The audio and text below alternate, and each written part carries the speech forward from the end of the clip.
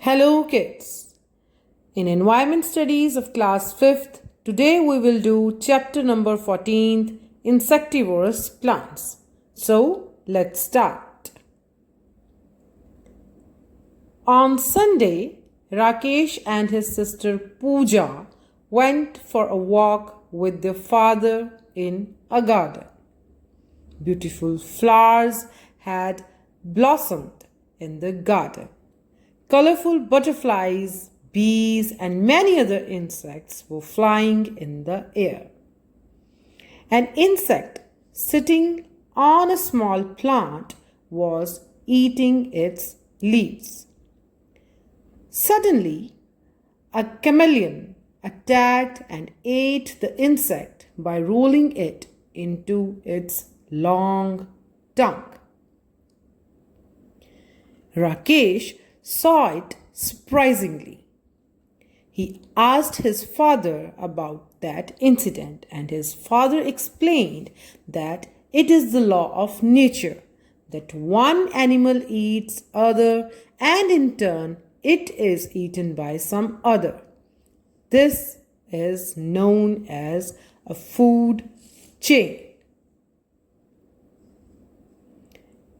Now kids, let's try to understand this with the help of pictures. Here we have an example of first a grasshopper that eats grass, then a frog eats grasshopper, snake eats frog, and the eagle eats snake. This forms a food chain. We get energy from the food only. For the continuous flow of energy in a food chain, the presence of every organism is essential. Otherwise, the food chain will be disturbed. Now kids, let's do a question on page number 88. What is a food chain? And the answer is, in nature, one animal eats other animal and that animal is further eaten by another animal. In this way, every animal is food for another animal and the chain continues. This is known as food chain. Now kids, it's time of your homework, and for that you need to do activity 2 and activity 3.